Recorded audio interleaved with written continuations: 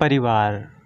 हर रात की तरह आज भी मैं देर रात घर पहुंचा। हमेशा से कोई भी गलत आदत न होने के कारण कॉलोनी में कोई भी मुझे देर रात आने पर गलत नज़रों से नहीं देखता था। मैं हमेशा इस बात को लेकर गर्व करता कि लोग अपने बच्चों को मेरी उपलब्धियों का उदाहरण देकर अच्छा पढ़ने लिखने की सलाह देते हैं।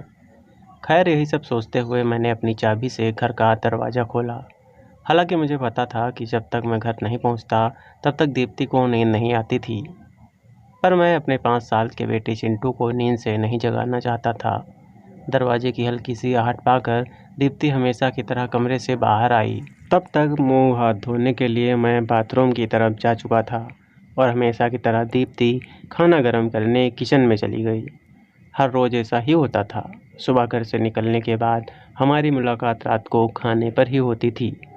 दीप्ति को इस तरह की जीवन शैली से कोई प्रॉब्लम नहीं थी। एक हाई क्लास सोसाइटी में अपनी साख बनाने के लिए हर किसी को इस हद तक की मेहनत करनी ही पड़ती थी। चिंटू सो गया? खाना खाते हुए मैंने दीप्ति से पूछा। हाँ, काफ़ी देर से आपका इंतज़ार कर रहा था, लेकिन फिर इंतज़ार करते करते ही सो गया, दीप्ति ने शिकायत भरे लहजे में कहा। लेकिन हर बार की तरह मैंने मुस्कुराकर बात को टाल दिया। अगली सुबह।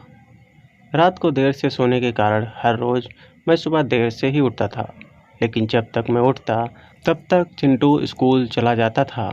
चिंटू की हमेशा शिकायत रहती थी कि उसे कभी बाहर घुमाने नहीं ले जाता और शायद इसी बात को लेकर वो मुझसे नाराज़ भी हो गया था।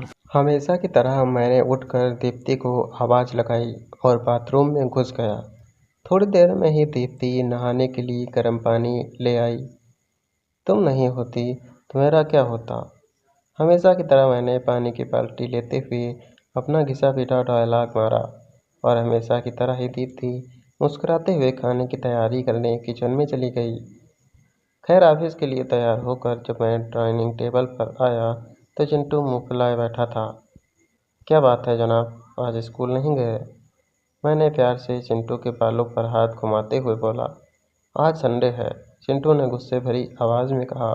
काम की भागदौड़ में मैं यह भी भूल गया था कि आज संडे है और आज के दिन मैं चिंटू के साथ मूवी पर जाने का प्रॉमिस किया था, लेकिन आज तो मैं क्लाइंट मीटिंग के लिए ऑफिस जाना था।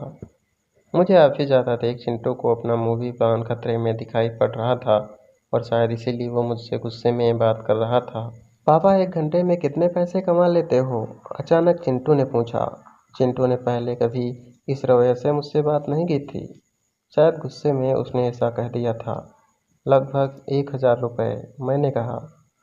क्या आप मुझे 500 रुपये उधार दे सकते हो? चिंटू ने कहा। लेकिन तुम्हें पैसे क्यों चाहिए? मैंने थोड़ा गंभीर होते हुए पूछा।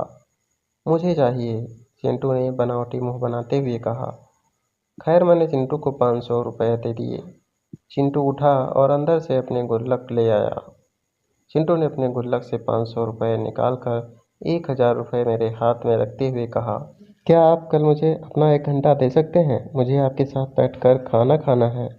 बहुत बिगाड़ रखा है तुम्हारी मम्मी ने तुम्हें।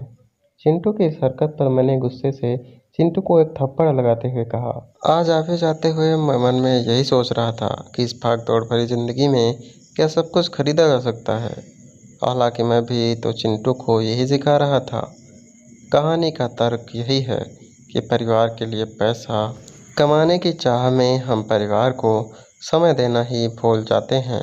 जिंदगी में सबके बीच तालमेल बैठाकर चलना ही समझदारी है। धन्यवाद। मिलते हैं नेक्स्ट स्टोरी के साथ।